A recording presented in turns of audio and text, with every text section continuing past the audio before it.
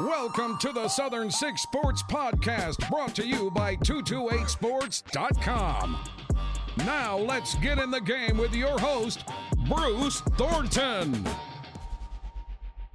And welcome to a special edition of the Southern Six Sports Podcast. I'm your host, Bruce Thornton. Today we're talking Biloxi Shuckers baseball with Javik Blake, the media relations manager and voice of the Shuckers. And the Biloxi Shuckers are in a position where they're making a push here towards playoff spot, and they are so involved in the community here in Biloxi and in South Mississippi. And I just wanted to get with Javik and talk to him a little bit about that and just see what this organization is all about, because they are a key part of our community here in South Mississippi and the Southern Six. And Javik, man, I appreciate you joining us today. I appreciate you coming out. It's fun to have you out here, and obviously we're sitting up here in a suite. It's a gorgeous day for baseball. Nice to be up here. So a lot of fun. No doubt. Beautiful ballpark here in downtown Biloxi. You can't miss it. The backdrop of the Beau Rivage and the Gulf of Mexico out over the right field wall is just one of the a great just venue here for minor league baseball. And Javik, the Shuckers have we talked about it, 3 weeks left in the season, and they're sitting here making a push for the playoffs. Yeah, it's exciting. The Shuckers enter this week, 19 games to go in the regular season, and they're right there for the playoffs. Haven't made it since 2019, where they made back-to-back Southern League Championship Series, both some tough Game 5 losses to the Jackson Generals up there in Jackson, Tennessee. But the Shuckers looking to get to the playoffs for the first time since 2019, and they're in a good position to do it. They have probably the easiest remaining schedule. It's still a tough schedule, but the easiest remaining schedule out of the three teams that are vying for that final playoff spot: the Shuckers, the Mississippi Braves, and the Pensacola Blue Wahoos. So it is coming down to the wire. Makes it fun, and makes it quite a fun way to end out the year, and a lot of fun baseball to end it as well, which is never a bad thing. No doubt. And as far as I want to talk more about the team, obviously, and the pennant race and the chase for the playoffs and all of those things, because this organization has really been one of the surprises in baseball when you look top to bottom and what the Brewers have done as the parent club and just kind of, I'm going to go ahead and say it, running away with the National League Central in a way that was kind of unexpected by the experts. But I want to talk about your role and how you got to Biloxi. And you have multiple roles here, with media relations. And then if they tune in to listen to the Shuckers on radio, they hear you calling the games, and I'm listening to that because as I get to call games with George County. So you kind of get to do what I would call a dream job for me of calling professional baseball. But how'd you get to Biloxi? How did you get a part of this organization? What road brought you here? Well, it's a crazy road that has spanned a lot of time zones, a couple different states as well. But grew up in Massachusetts, worked in Massachusetts. Went to high school there. That's when I started calling games, just like you do in high school. Everything, whether it's baseball or football or soccer, anything you can do. Ice hockey as well, which I know is not a huge thing down here in the state of Mississippi, but I did hockey up there in Massachusetts as well. Played baseball, so doing baseball was a little bit hard when I was growing up. But did that, worked in the Cape Cod Baseball League, which is kind of the premier summer collegiate league up there in New England. So got to work there for my junior and senior year of high school. Then went to college, attended school at a mid-sized school in North Carolina, Elon University, which Shuckers fans will remember. Cam Devaney, who is a former Elon Phoenix, was a part of the Shuckers a couple of years ago. So worked there. Went to school there and worked there doing baseball and basketball and some soccer as well during my 3.5 years there. And while at school, I actually got my start in professional baseball working for the High Point Rockers, which is an independent league team in High Point, North Carolina. That was my first taste of pro baseball, and then got an opportunity to work in the Northwoods League in Appleton, out in Fond du Lac, Wisconsin, which is owned by the Wisconsin Timber Antlers in Appleton, who are the high A affiliate of the Milwaukee Brewers. Worked up there, and then came down here to Biloxi. Started out as the number 2 broadcaster here, and got promoted up to the lead role right before the start of last season. And here we are finishing up year 2. So it's been quite the wild journey. So when you look at it, because I'm sitting here listening, I'm like, man, you have covered the United States in a unique way. What was the one thing that when you got to Biloxi you were most surprised about, or what was the one thing that I guess people said, well, when you get there, you're going to see this, and you're like, no, that's not really what I saw. I mean, you hear stories of people coming from other locations. What's your story about coming to Biloxi? I'd never been to the state of Mississippi before stepping foot in the state of Mississippi to move to Biloxi. Which is how it works in baseball. Sure. You're traveling the world through baseball. So I never actually stepped foot in the state of Mississippi before moving here to Biloxi. But it's just a great place to be outside of the whole afternoon rain shower sort of thing that followed me from North Carolina. The three worst words in baseball that are just so much fun to hear: pop-up shower. But it really is terrific. I love the food, love the people, love the weather. The fact that it's winter time. Back when I was growing up, it was 12 degrees. It was snowy, blizzards, and there was 7 feet of snow piled up next to your house. Down here in Biloxi, I think if it ever snows, there's something that's gone catastrophically wrong with the world. Now, I will say this: if you ever see it snow in South Mississippi, don't laugh at all of us people, because you look at it and it's like a fifth of an inch or something like that, a quarter of an inch of snow, and the whole town shuts down. That's okay. That's fine by me. And you're like, wait a minute, now it's got to be like 6 feet deep in Wisconsin in places to get anywhere. But around here, we laugh at other people when they talk about how hot it is. But down here, you get a little snow, and it gets a little crazy around here. Hey, that's fine by me. That means you're playing baseball, and we start the season in early April, and there are some teams up in the Eastern League or the Pacific Coast League that are snowing out games to start the year. Right. There's never an issue here in Biloxi, which is incredible. You're playing opening day, and it's 75 degrees and gorgeous. You're ending the year in September, and it's still gorgeous outside. So it's such a fun place to be. And again, the people are incredible. Our front office is really, really fantastic. And the Brewers organization is just terrific as well. So really all together, it is quite a fun place to work, an awesome place to be. And Biloxi is just a fun place to be around on a daily basis. And being with the team is just incredible. And when you mentioned it within the organization, so you've kind of made in a similar way to a player, you've kind of moved through the organization with your start at A-ball and now AA. I mean, is that? I've never really thought about that, but from a media perspective, is that one of the things similar to a player? That's the only way I know how to describe it. Is you can actually move through the organization in that avenue and move up. I guess is the goal, just like a player here in Biloxi. Yeah, broadcasters pretty much just like a player moving up the world. I started out in college summer ball and college baseball, worked up to indie ball, worked up through minor league baseball. So it is very, very similar to a player where you are working up those levels rung by rung by rung in the same way. And, obviously the baseball's a little bit better in each place. The stadiums are a little bit larger, but at the end of the day, it's still a very, very similar job. What I do here in Biloxi is not very much different than what I've done in any of my other stops in pro baseball. So it is very similar in that sense. And that's what makes it good. That what makes it fun is, as you climb the ladder, you just get better and better at what you do. And obviously you're still calling 9 innings on air every single night. So you get a chance to work on that as well. And that part is really the most fun part of the whole thing. Now, when you look at it, when I look at my football schedule, because I'm getting ready to start covering high school football, and I'm like, okay, small press box, good press box, back at home, and I look at where we're going on the road, different places.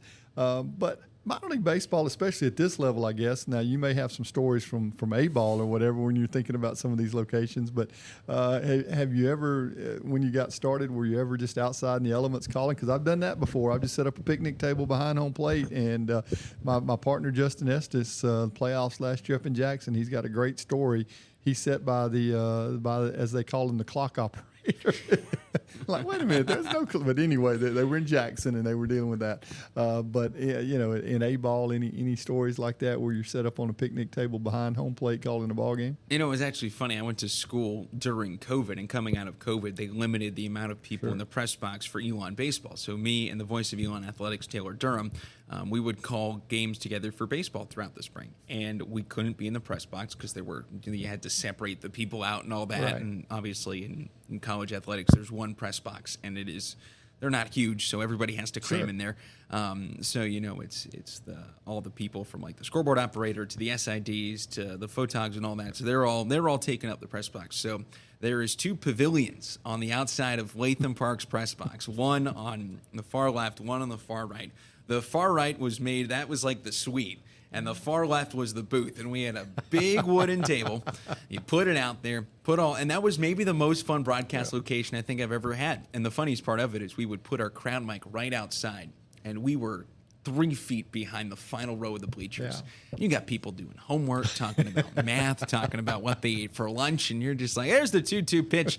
And didn't you know she had the pasta for lunch at the dining hall? That's incredible. Studying for the English 101. Exactly. There were people doing homeworks. It's like, that. Hey, what did you get on the Spanish test? And we're like, we're back on the top of the 4th inning. Yeah, that sounds very similar to some of our stories when you deal with that, especially when you put a live mic to an audience and things like that. But here, I mean, you work in the Southern League and some great ballparks. I mean, you get to travel with the team and see. I know Pensacola is beautiful. I mean, I've been there and seen that on television and different things with the Wahoos, and I've been to Mississippi to the M Braves, and I know you guys get into other locations, but this is as good as any place here when you talk about Biloxi and Keesler Field here, right? It really is, and I think the view is really what separates it. My favorite fun fact is that every single day I look at the tallest building in the state of Mississippi, the Beau Rivage. But it really is beautiful. It's one of the more unique parks in minor league baseball because not only are you facing the water, which a couple parks do, but you're facing the entire strips. You look down and the Hard Rock's all lit up and the Beau Rivage is all lit up, and you can see out into the ocean. It really is really, really special, and the way it all looks up. And, you know, my view on a daily basis is just incredible. You go to the other ballparks, and everything's unique in minor league baseball. Whether, you know, you go to the M Braves, and it's more of a ballpark in the suburbs where you got the trees and stuff. You go to Kodak where the Tennessee Smokies are, and you're literally on a side of a mountain. You go to Pensacola, and you're basically just in the water. You go to Birmingham, and you're right downtown in Birmingham. So it's what makes every single ballpark unique, which I think is really, really special. You go to Montgomery, and you're right next to the railroad tracks that the train's going by every 3 innings. But I think what makes Biloxi so special is how gorgeous this ballpark is. There is not many places in minor league baseball where you're going to get this view. Right. And on nights when the Beau Rivage is all lit up and it's a gorgeous night and you can get the little breeze off the ocean, it is probably one of the best places to view baseball in the United States. It's gorgeous. Now, on the other side, again, wear a couple of hats here with the Shuckers as media relations manager.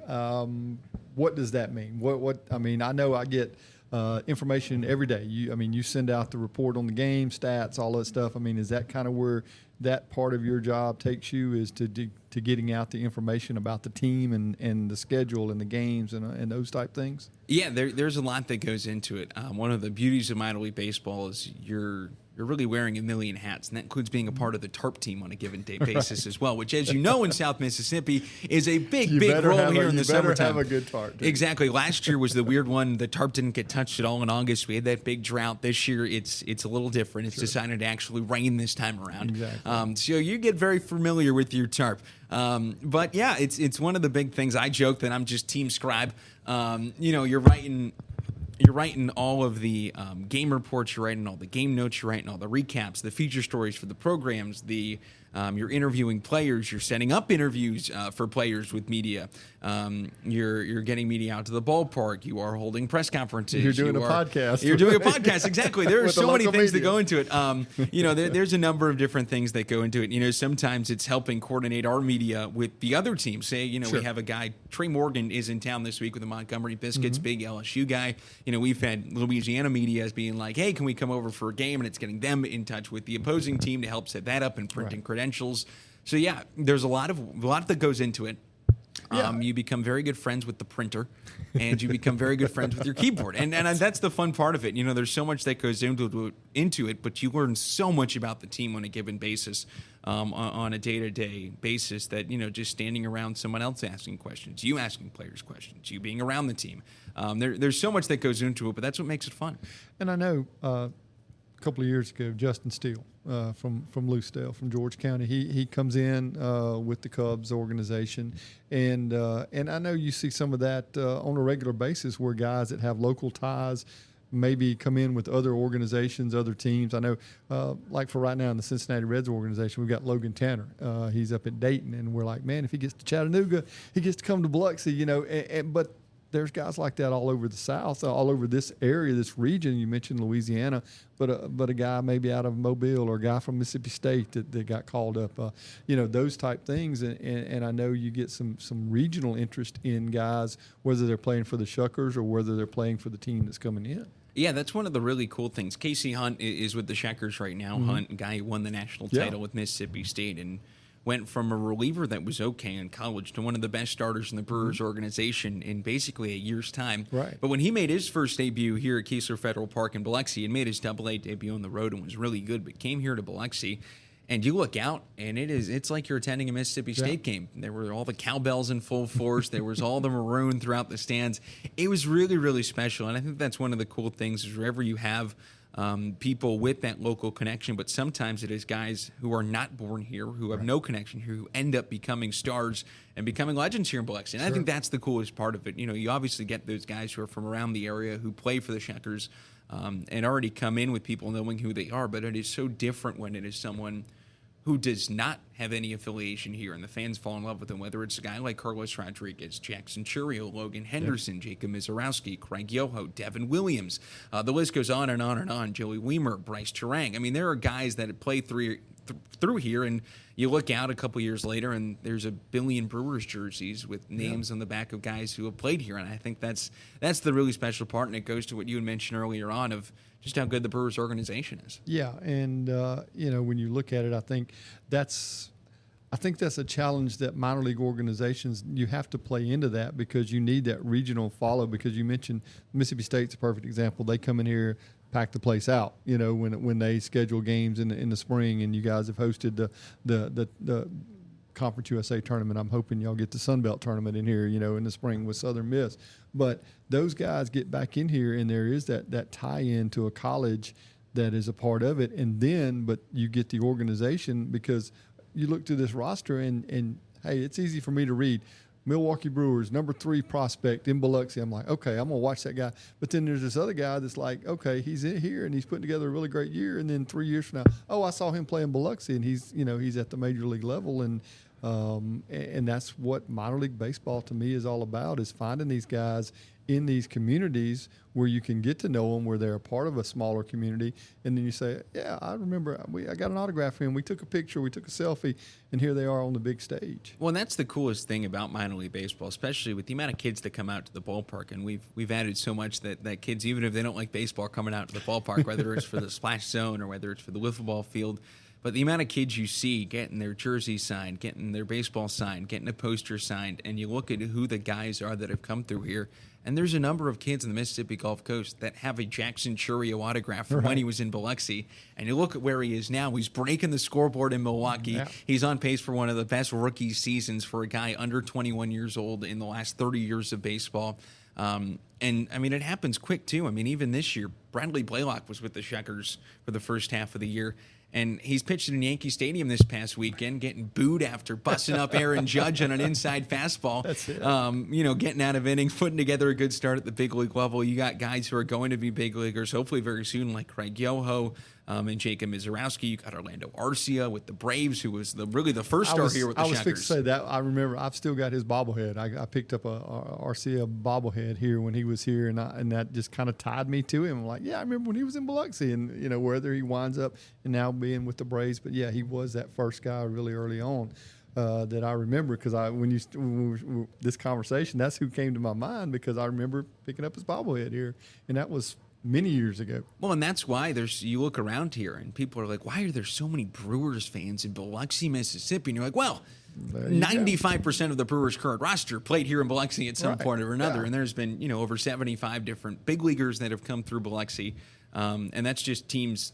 That's just the Shuckers. That's not even counting the teams that have played against the Shuckers. I mean, you look at who's played against him: Ronald Acuna Jr., guys, everyone from Christian Yelich to this and that. You go on and on and on. But that's the great part about here in Biloxi, is not only is there so many fun things to do that don't involve baseball, whether it's, picking up a poster, getting, a fun food item, enjoying the tiki bar, enjoying the beach area, enjoying the splash area.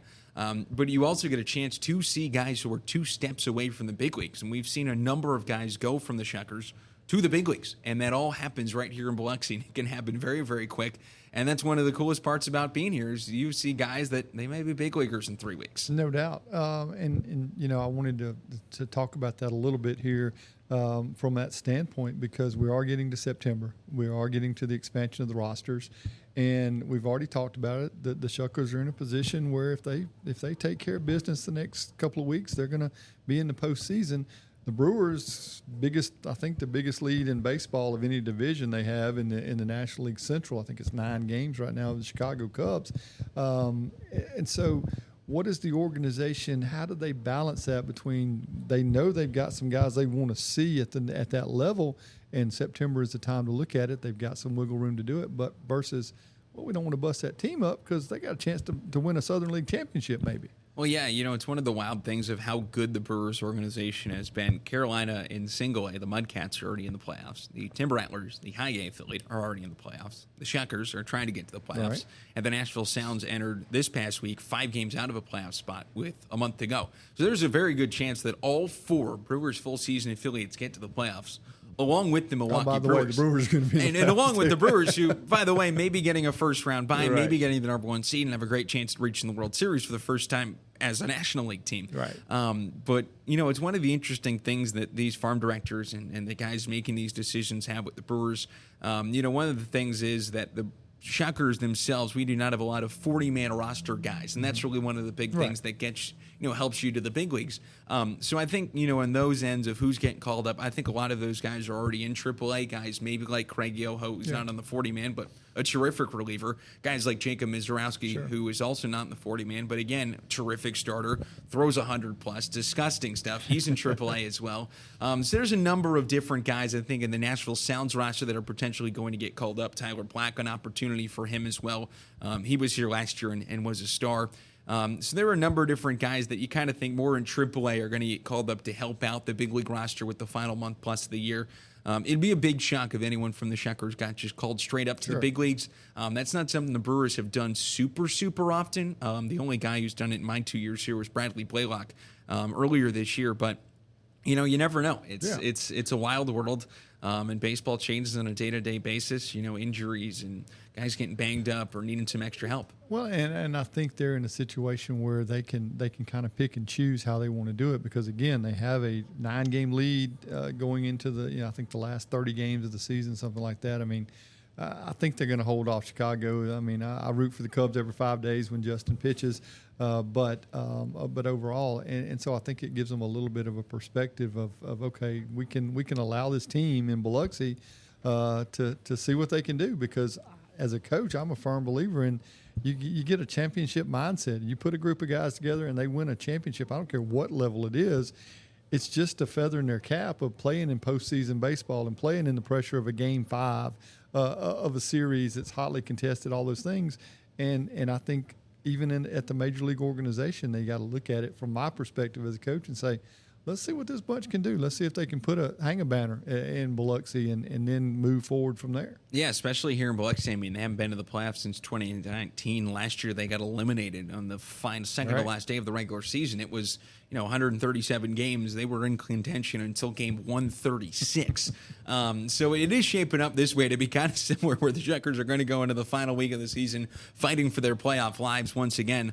But again, I've talked to our coaching staff about it. It makes players better by doing that. It gives them an opportunity in a big-time way to develop a little bit more and to play in those pressure-packed moments, because obviously the pressure-packed moments in AA are a little different than pressure-packed moments at American Family Field or Wrigley Field in the big leagues. But you got to get it somewhere. Exactly. If you're able to slow your heart rate down, be able to slow yourself down as a player, that helps your development in a big-time way when you're standing on a big league mound facing, a 4-hitter in a big situation with 40,000 people screaming at you. Yeah, but I think there is a process to learning that even at the lower, in minor league, even going back to coaching high school and things. You want that pressure to see what those guys can do, and I think that's an opportunity for them. Now, when you look at it, Montgomery won the first half, correct? And they're sitting at the top in the second half. So but that's really not, if you look at the standings, that's not what they're going to get in.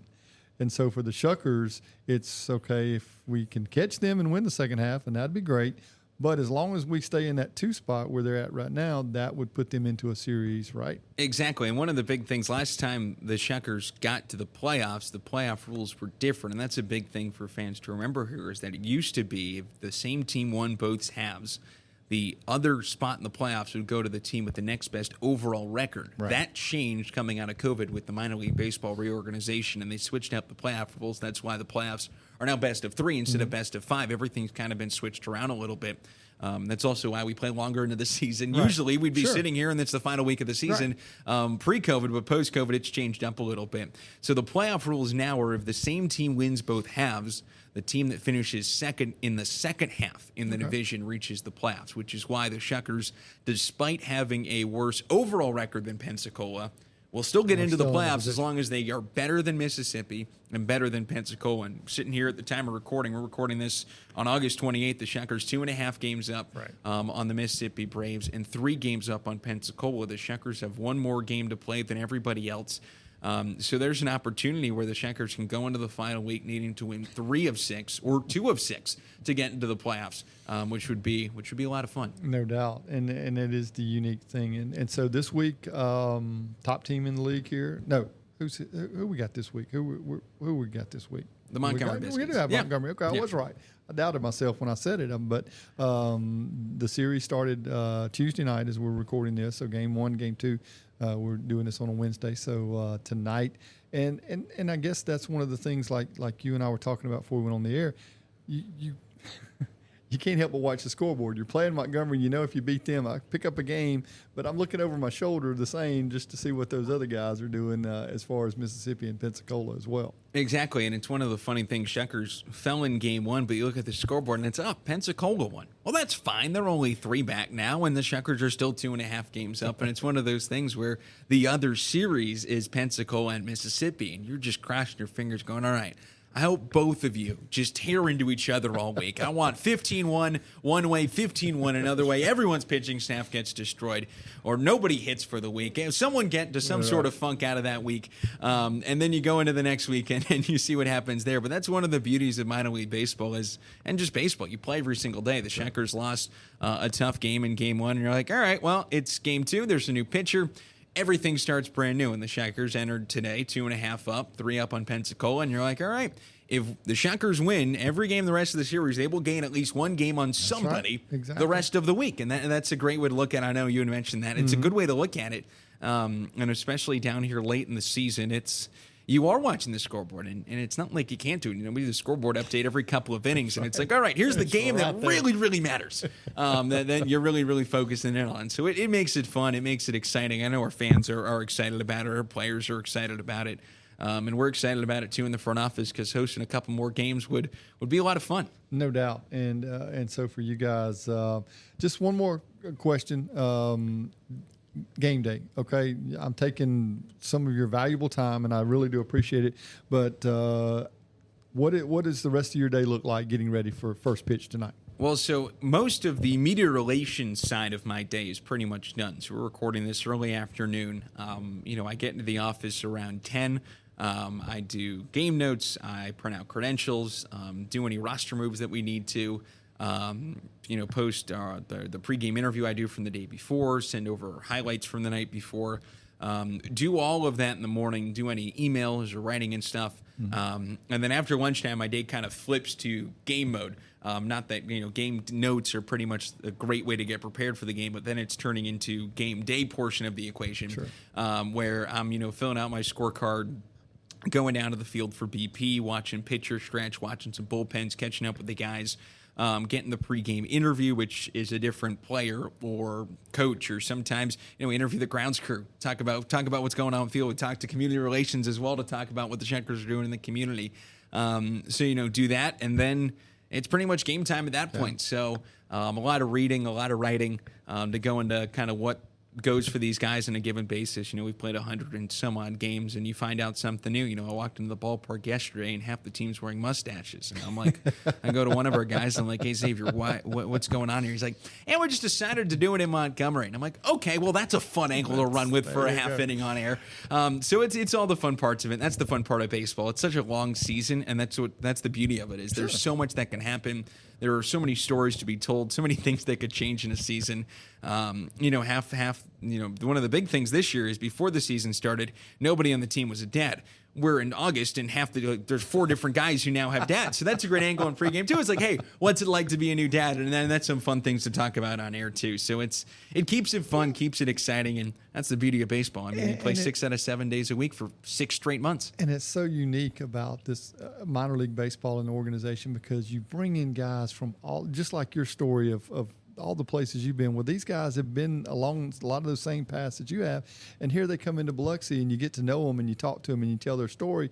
And the thing is, they're not going to be here for 3 or 4 years. If their whole goal is this is a stop along the way, and then you get a whole nother crew of guys that are coming up, and you get to tell their story. So I mean, it's very similar. I was sitting here thinking it's kind of like coaching high school or junior college, where you get this roster turnover of guys, and you get to tell their story. Every year, just about. Yeah, though unlike junior college or high school. If they're really good, they sometimes stay around for multiple years if they're not. Well, that doesn't happen here in Double A. If they're really good, one of my favorite lines to tell guys when they get called up is like, I hope I never see you again in this ballpark, ever. But, it's one of the really cool things, and it really is a lot like that because guys will come in, they're not going to be here they hope they're not here for 10 years like they are at the big league level. You're a stop on their journey, just like being, a college player or a junior college player or a high school player. That's a stop on their journey. And you're hoping it's a really fun stop. And most of our guys make such a big impact, especially in the community side of things, which David Blackwell will talk about here. But it really is special. And again, that's what makes minor league baseball so special. You get to make those memories, you get to create those connections. And then one day you turn on the TV and there's Jackson Churio hitting one off the middle of the scoreboard in Milwaukee and breaking it in the 4th inning. That's it. And so it is remarkable. And, one of the perks of it. Last question. Milwaukee Brewers organization. Bob Uecker.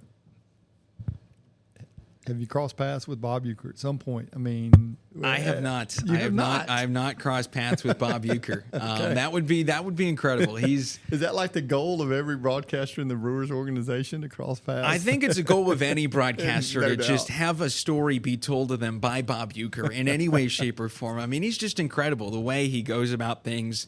The way he is on air, his stories, the way he carries himself, it's incredible. The fact that he's been doing it as long as he has in Milwaukee is incredible too, but he's such an incredible person.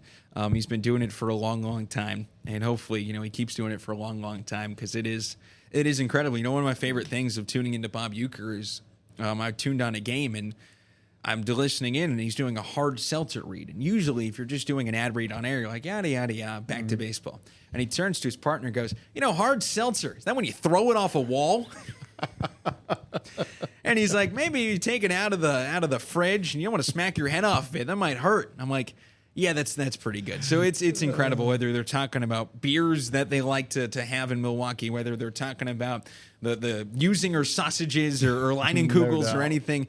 He makes it a lot of fun, and that's a great goal to have as much fun with being on air as Bob Uecker does with this. It's a long game, and sometimes you got to make it entertaining because sometimes the game can take you one direction or the other. And I had to ask. Obviously, I followed baseball forever, and one of my classmates, Shane Hale, was in the Orioles organization and actually got a role in Major League 2, and so he was in that movie. Lucedale, we got all kinds of people. You never know who you're going to come across. Well, there we go. But, man, I appreciate it. Thank you for taking the time. I've enjoyed it very much, and I wish the Shuckers the best of luck. I hope we can talk again, and I hope I get to read where you send off a farewell and you're headed to the next level and reach all the goals and things that you want to do. But, man, Javik, I appreciate it. I appreciate you coming out. It's been a lot of fun, and always fun talking about fun late-season baseball. Nothing gets better than that. No doubt. Well, we're going to talk community relations. It was a great segue. You tried to bridge it to me, and I just drug it out a little bit, but you were talking about the community and the Shuckers, such a big part of what they do here in Biloxi. And we're going to talk to David when we come back and introduce you to him, to the special edition of the Southern Six Sports Podcast, brought to you by 228 Sports. I'm your host, Bruce Thornton. We'll be right back. Hey, all of you South Mississippi sports fans, are you ready for some high school prep sports this fall?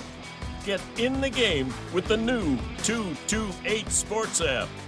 live scores, breaking news, players of the week, and so much more. Now available for iPhone and Android devices. Download the first dedicated high school sports app for South Mississippi today. Only from 228sports.com. Ready to score big with the best sports coverage on the Mississippi Gulf Coast? Then lock your radio on WPMO. We're like the cool uncle who knows a little too much about sports, the one who gives play-by-plays at every family barbecue. From local high school games to the SEC and even the Atlanta Braves, tune your radio into 1580 or WPMOradio.com. Dave Ramsey is also back weekdays from 2 till 4 p.m., and you'll find the local and national news every weekday morning. WPMO, the talk of South Mississippi. And welcome back to the Southern Six Sports Podcast, a special edition focusing on the Biloxi Shuckers. And I've got David Blackwell, the Community Relations Manager, joining us. Good afternoon, David. Hey, thanks for having us. Oh, thank you. Appreciate y'all being here, man. Again, we're at Keesler Federal Credit Union Field, and we are in the owner's suite, man. That's right.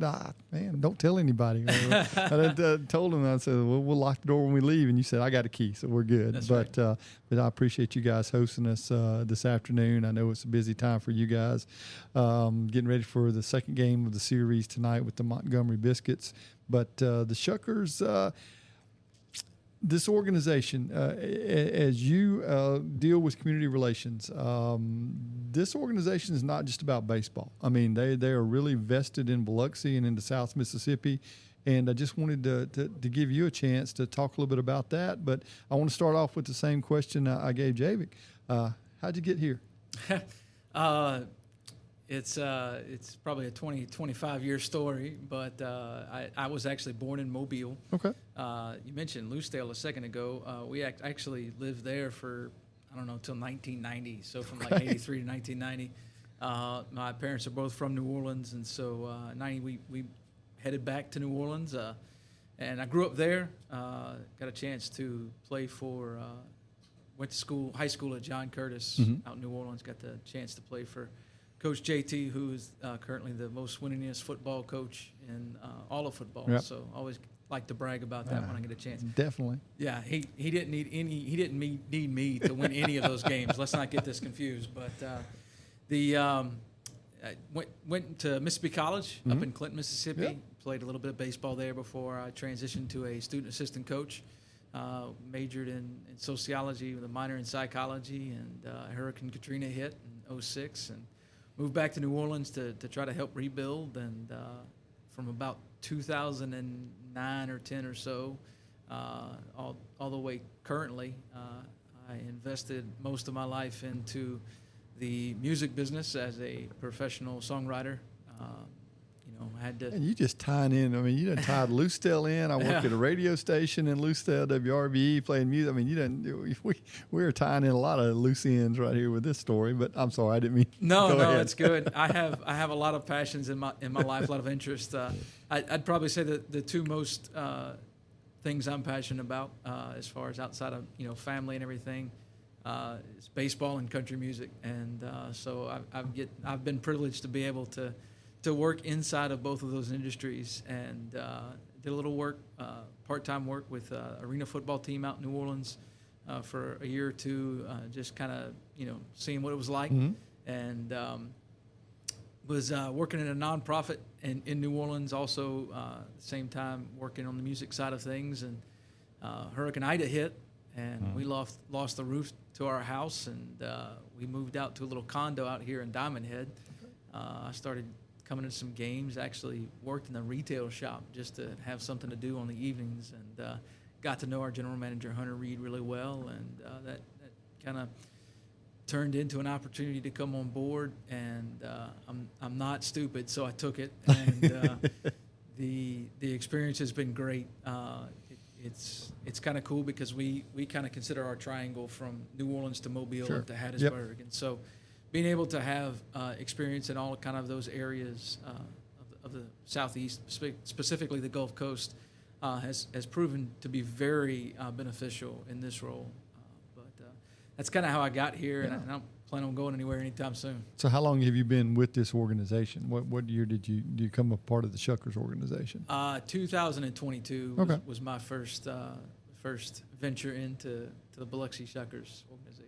Okay. And so a couple of years here, but you mentioned, I mean, you've kind of been all around this area and got it covered. And I'm like, man, I want to start talking about songwriters festivals and all that stuff. I got to get focused here what we're talking about, because we could sit here and talk about a lot of things for a long time based off of that background that you're talking about there. But when you look at it from the standpoint of your role here as community relations, and to me, one of the things with a minor league organization is the ability to get into a community like Biloxi, but really, like you mentioned, the Gulf Coast, and find a way to be involved, really kind of year round. I think that would is that kind of a challenge to a point, because baseball, everybody's great. April to August, September, boy, it's baseball. It's summertime. Let's go play baseball. Let's go watch baseball.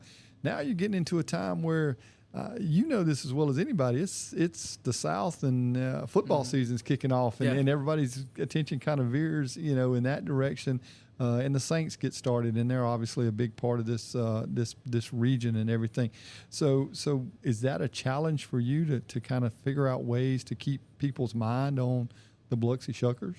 I certainly could see where someone might see it as a challenge. I see it as an advantage. Okay. It's an opportunity for us to be completely invested year-round, not only in Biloxi, but the entire Gulf Coast. Yeah. We talked about that triangle. But the other thing it allows us to do is to create some unique partnersps. I won't speak too publicly on those, because I'm still kind of working on laying some of those out. Yeah. But with certain schools and colleges that are around, there's some unique opportunities that are waiting for us to take advantage of, to work with them in ways that a lot of minor league baseball organizations wouldn't either need to or have the ability to. Sure. But we have kind of that unique advantage of being able to, growing up in New Orleans, they say it's the biggest small town you'll ever be in. I don't see Biloxi as much different. It's got that small town feel. It certainly prides itself on being a city of great stature, but it's, everybody kind of knows who everybody is. You've got to be invested in people. People need to know that you're genuine and sincere in what you're doing, and it's not one of those things where you can just kind of, pull the wool over somebody's eyes. And so, well, and it's unique when you think about that, David, because you mentioned Biloxi, and obviously they're the Biloxi Shuckers, but you're really state line. I mean, you can go into New Orleans. I mean, minor league baseball, Zephyr's no longer there. Am I correct? Mobile no longer. Bay Bears out of town there. So you've really got this window across I-10, so to speak, and where there's a void that you guys feel with baseball in the area, because we're in an area where if you're going to go see baseball, you got to drive to Houston, you got to drive to Atlanta, something like that. But you've got this window between Mobile and New Orleans here where you can draw into that. And I liked what you were talking about the colleges, because I think that's a huge thing. Because again, I go back to, you bring a guy in here that's from Mississippi State, like on your roster right now. Javik even said it, the cowbells show up, the maroon. And you can feed off of that. I mean, you can feed off, I know, the Saints Hall of Fame and the people that come in with that. And that draws the black and gold in. I mean, you've got so much of a college tie-in to this area with alumni and fans and people like that. And it sounds like that's something that you're like, okay, how can we tap into that? Yeah, no doubt. We get a lot of people from Mobile. We get a lot of people from the New Orleans area, specifically the North Shore, Covington and Slidell, and that kind of demographic come over often. But the other advantage that we have being in the Southern League is that we have the Tennessee Smokies, and we have currently the Montgomery Biscuits, who's, Trey Morgan playing left field for the Montgomery Biscuits last night. Saw a lot of LSU fans in the crowd. Obviously, we've got Casey Hunt, and there are other Mississippi State players who have been here in the past, some Ole Miss players who have been here in the past. We had Joe Gray, Jr. was here last year with Southern Miss. But the other side of that is that, in New Orleans we had WGN on TV. We had TBS and WGN. Right. Well, we've got the Mississippi Braves, the AA affiliate of Atlanta Braves, big Braves country down here. But the Tennessee Smokies are affiliated with the Chicago Cubs, and there is a very large Chicago Cubs fan base in and around the New Orleans area because of WGN. So, you get Cubs fans from all over the place. You get Braves fans from all over the place. We're dating ourselves when we sit here and say, when we say TBS and WGN, and people are like, what are they talking about? Well, if you're over 30 years old, you know what we're talking about. That's but right. if you're a younger audience, Google it, look it up. The super stations used to be the way you watch baseball. Sure.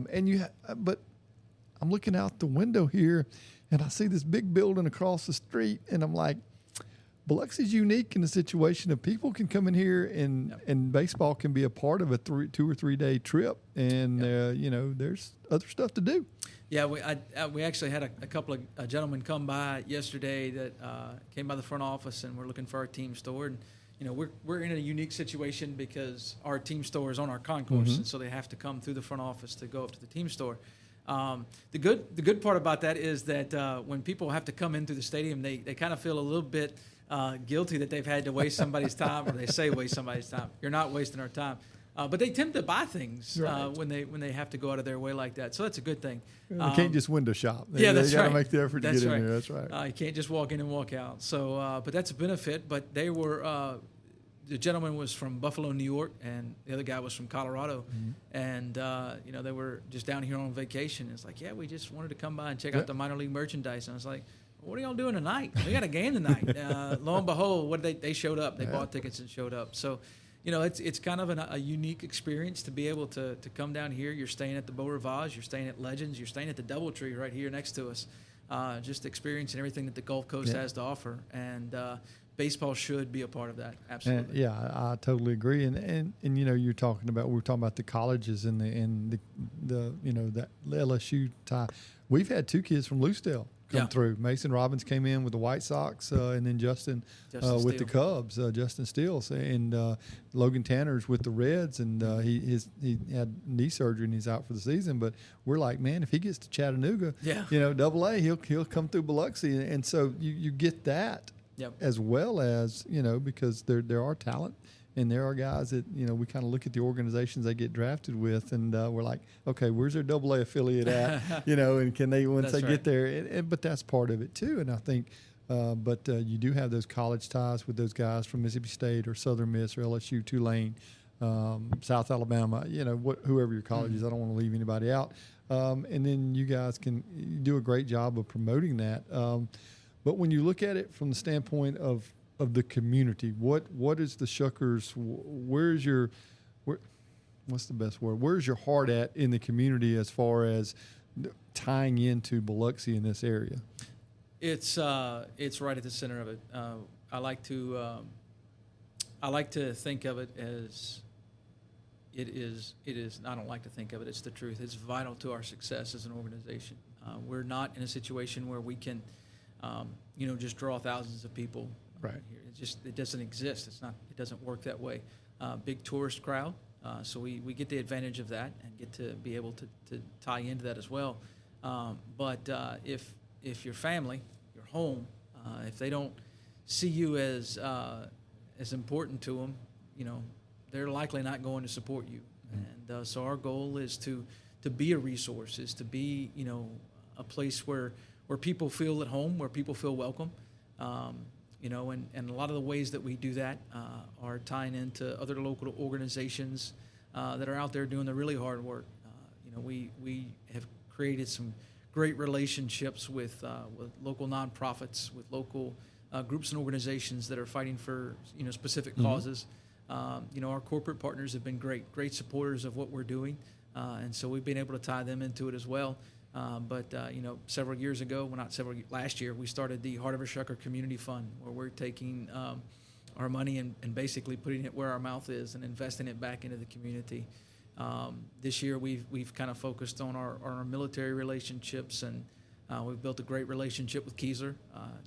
We're still trying to build that out across the coast. Not just singling Keesler out. There's the base in Gulfport, right, Belle Chase, and up at Camp Shelby, and the National Guard base down here. And so we're while all of those are important, Keesler's right here. Yeah. If we don't have a great relationship with Keesler, that's our fault, right? And so A few things that we've done with them is we basically funded their entire youth sports programming for the entire year of 2024, and we're proud of that. We're getting ready to start some support to a local organization at Keesler. It's a private org, and we're happy to walk alongside of them and to support them with our biggest push of the year.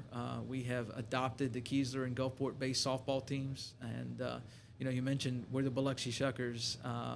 They'll actually be playing as the Gulf Coast Shuckers in the Military Worlds tournaments coming up in September, November, and they'll be hosting some softball tournaments, and military and first responder tournaments when they get back alongside of us to help raise money for the Heart of a Shucker Fund, which is going right back into the community's pockets, right where the needs are. We were focusing on family needs next year, and we've already had conversations with several of those groups and organizations that we'll be working with. Just specifically yesterday, met with Elijah's Closet and with the Trident Foundation. We've been working with them for a couple of weeks to try to build out our relationship with them, and both of those organizations are local and doing a great job of what they do. And so we're excited about that. We're able to kind of, put ourselves in a situation where we're not having to reinvent the wheel, Sure. right? We're not the experts in doing all this, but we have some resources and some connections that we're able to tie in and really support those groups and organizations. And I never really thought about Keesler, from that perspective. I'm like, yeah, that's another unique opportunity that Biloxi, this organization, has, because there's, it's right there. I mean, literally, right. if the wind's blowing the right direction, there are planes flying over the stadium on a regular basis, big planes, but I lived in Biloxi, taught 3 years down here, and one of the things I know is there are so many organizations. There's so much going on in Biloxi, whether it's Mardi Gras organizations or just different groups. And like you said, I think you put it great. You don't have to reinvent the wheel. You just have to go find those guys and say, decide which ones you want to kind of tie into. Like, right. You're tying in with Keesler. Keesler's been here forever and will be, and it's a vital part of this region. And so to tie in with them and help them. And then, like I said, I think about those organizations that do so much. And whether it's, and I keep coming back to Mardi Gras because that's a unique thing to this area that you can tie into. I know, you guys wear the different uniforms and the different looks to them and different things like that. But I love the way you put it, just not reinventing the wheel. And so just looking for those those organizations that, hey, we're not trying to take over. We just want to be a part of what you're doing. Yeah. You're doing some great things in Biloxi. They do. I mean, this town green, I can remember there's things going on downtown Biloxi just about every weekend. That's right. And you can be a part of it, and just being out there, whether it's the mascot being there or some of the players or something along those lines. And that's how you build those relationships within the community with this organization, I think. Yeah, no doubt. I think the coolest part about it so far is to see kind of the change in the temperature.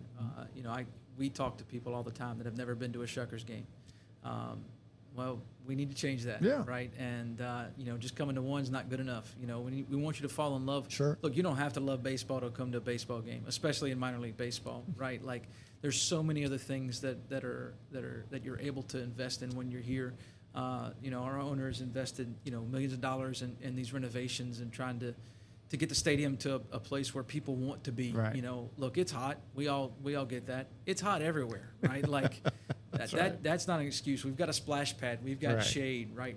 We've got good food. We've got good beverages, and look, right now we've got a good product on the field. Yeah. These guys that are playing hard, but it's while they're great baseball players, they're great people too. And I'd be missing an opportunity to make sure that they understand how important they are to what we do. But without them, we would not be having the success that we're having in the community.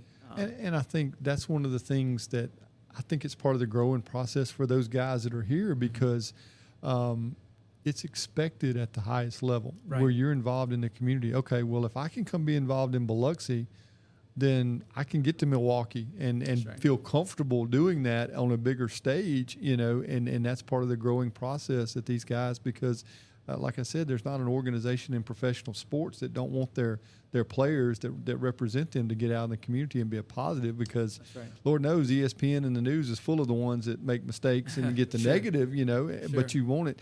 And to see that and to have an event and say, and have the spotlight on Biloxi player so-and-so, whoever it might be, was here representing the organization. I mean, and that's kind of part of their responsibility too, I think, and you guys can help them learn to be a positive influence in that way. For sure, and one of the biggest benefits that I found, being affiliated with the Milwaukee Brewers is that, they're drafting and bringing in guys to the organization that have such a high character quality, and we're not having to beg to Sure. get them to go do things.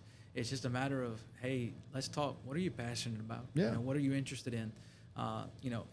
It's not difficult to get these guys to want to do things. They're great. You put on your uniform and Yeah. go to an elementary school, That's right. and how many of those guys and those girls will see that and see, and I said it earlier. I mean, Arcia was here. I got the bobblehead, and that was a tie-in many years ago with him as part of this organization. But to have that guy take a picture with you at Pops Ferry Elementary or Yep. something along those lines, or Biloxi Junior High, or throw out the first pitch at a Biloxi High School baseball game, That's right. just anything like that along those lines, and to be a part of it. It does have a positive influence, and that was one of the things that in my years down here in Biloxi, the community, from the mayor to the city, all of that, they make that effort, and you guys have kind of really done a good job of fitting in that, in my opinion. Thank you. Because, like you said, I mean, minor league baseball is an affordable family thing, and Biloxi is great, but some of these things, you go across the street to Beau Rivage, you gotta have something for your kids to do That's while right. you're over there. I'm not saying anything that's what, Yeah. I mean, that's an entertainment value that's here. But I think Biloxi has learned, okay, if we can offer more, then it's not just come in, stay 4 or 5 hours and drive back home. It's spend the night, go to a That's ball right. game, go out to eat, go to Big Play or Margaritaville or whatever your entertainment place of choice is. And oh, by the way, that night, Shuckers are at home. Yeah. So, stay and watch a game or two or something like that. And I think the city and what you guys have done have all tried to build that. And with the improvements and the changes that you've made here at the stadium, I mean, that's a part of it. Yeah, I don't like to waste an opportunity. So the only thing I'm thinking of in my head right now is how I'm going to transition this. But you mentioned being able to come in and have a family opportunity or family time opportunity in Biloxi. October 5th, so our season ends here Yeah. in a couple of weeks. October 5th, for the first time, we're bringing the Grand Slam Jam here to our stadium. We've partnered with Ground Zero Blues Club down here in Biloxi to make that happen. But that is just another element of the things that we're trying to do to bring more people here Sure. to Biloxi, to the Gulf Coast. It's a great lineup of music, but that's an all-day event. You've got time to go do other things in Biloxi and also Right. staying, kind of come and leave as you please. And so we're excited about those opportunities. With your love of music, is that something that you would like to see, maybe of some concerts? Because this Yeah. venue, that I saw something about it. I didn't know all the details to it. I wanted to bring it up, the October date. But this basically we're 3, 4 weeks, 5 weeks away, and then this place just Yeah. there's no baseball, until you get to the spring, and then the colleges and the high school tournament. And I appreciate you guys doing that. We came in here and played when I was coaching baseball a couple years ago at George County. Great experience. I know all the guys look forward to Battle at the Beach and being a part of that. But is that something that you kind of look at and say, okay, October, November, December, January, what can we Yeah. do to bring something here? Is that something you look at? I would live here if I could, and sometimes I feel like I do, and I want everybody else to feel that way as well. And and one of the ways that we can certainly get more people invested in Biloxi is bringing off-season events to the stadium, and that's something that we're working on continuously. We've got a great staff who are working hard together to make these things happen. This is a first for a lot of us. This production here, and this is something that we want to be around for a long time. But the great partnership with Ground Zero and our staff have been incredible to put this together, and it's kind of the starting point to see Sure. what else we can do. Look, there's not a whole lot happening down here around Christmas time. Right. Then there's some roadblocks and some barricades that are around, that Christmas holiday that prevent a lot of things from happening. But that's certainly something that we've got our eyes on. Just a thought. Cruising the Coast, huge 2-week thing. And I mean, this is a main strip here. I mean, I know that's had to have crossed your mind of, okay, how can we turn people left over here and get them into this park? Maybe something going on with that, because man, that's crazy for 2 weeks. You're making this very easy on me. So Cruising the Coast officially starts October 6th. Okay. That October 5th was not an accident. Let's say that. We've partnered with Cruising the Coast to be one of their official events.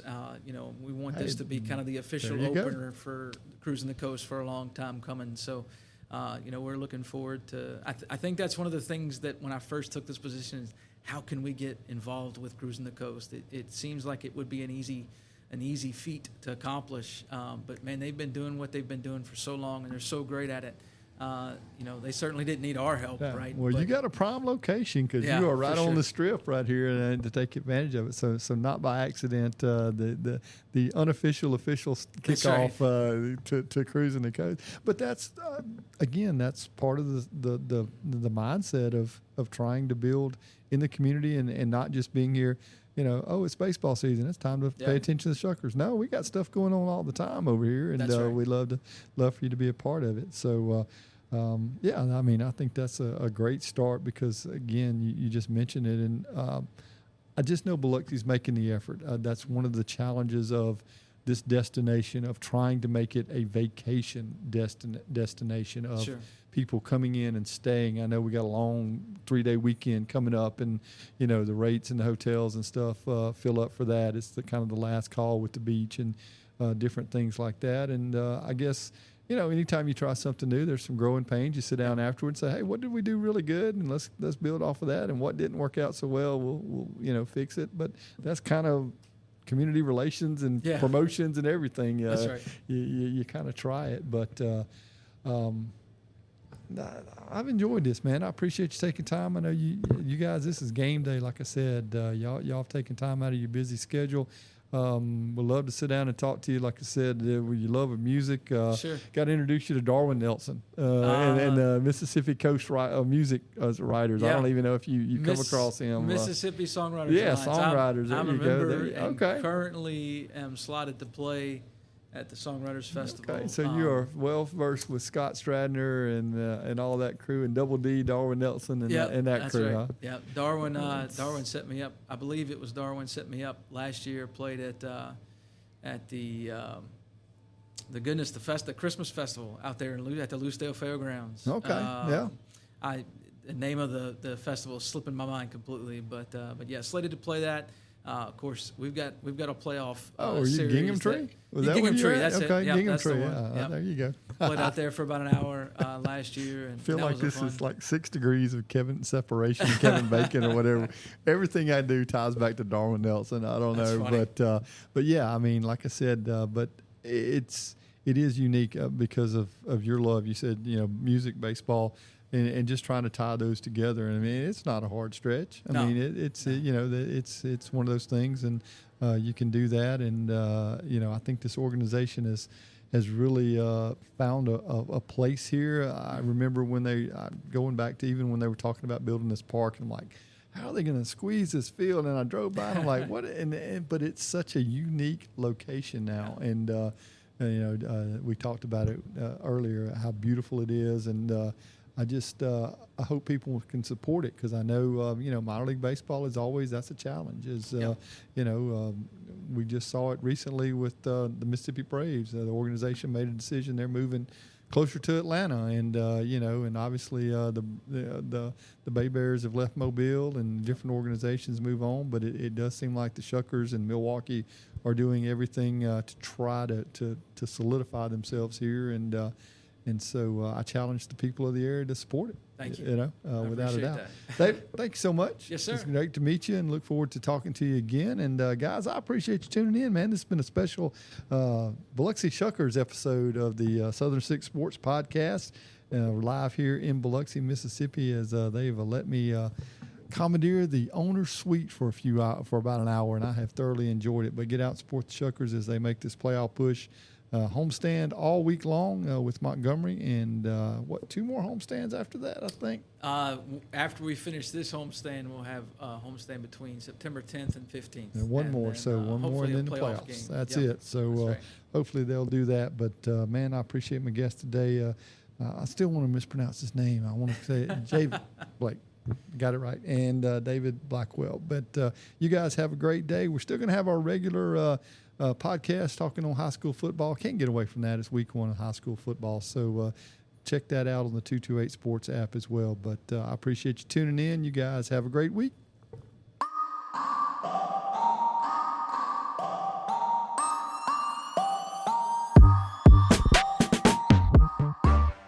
You've been listening to the Southern Six Sports Podcast with Bruce Thornton. Stay in the game with 228sports.com. The Southern Six Sports Podcast is produced weekly by 228sports.com. All content and interviews are copyright of 228 Sports LLC. Contact us on the web for more information.